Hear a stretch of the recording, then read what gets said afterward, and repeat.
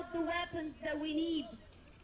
Most important today is Ukraine losing in the airspace. Our airspace is not protected enough. Therefore, you see all the death and structural damages and destructions. We have called on NATO so many times to provide a no-fly zone over Ukraine. Every time NATO said no. In fact, they said we're not the party of the conflict. Well, Ukraine has asked so many times over the past decades to be part of NATO, and NATO every time said no.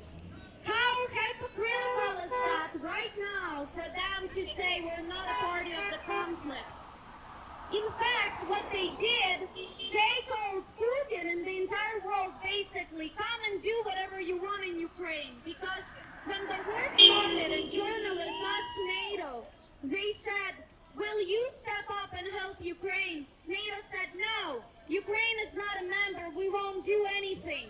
Basically, that gave a green light to Putin to do whatever he wants. Because NATO told right away that they will do nothing. NATO said right away they'll do nothing. Why did NATO do that? NATO could have left it a mystery for Putin to guess. But NATO said right away, we will not help Ukraine. So Putin basically got a green light to do whatever he wants. And now, we're asking for a no-fly zone to protect our airspace, and we're hearing no from NATO again. There are alternatives. No-fly zone is the best, but there are alternatives that we can all follow, and you can help us to get. If you contact your congressmen and senators, what Ukraine needs today to win, we need unmanned combat aerial vehicles. In other words, drones that will help us attack.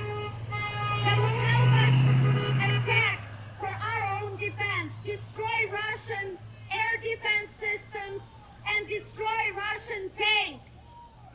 And destroy Russian tanks. Number one, we need to destroy Russian air defense systems and Russian tanks on territory of Ukraine.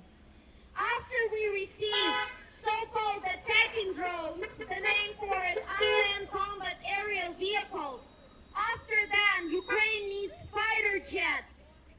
If we get fighter jets beforehand, they will be shut down from the sky. First, we must destroy Russian air defenses. Next, we need fighter jets. With fighter jets, we will be dominating in the airspace. Next, we need systems that will help us to do counterattacks on Ukrainian land and kick out Russians from our land. Ukraine today is asking for various weapons, not because we want to attack Russians on their territory. We want to kick out Russians from our land.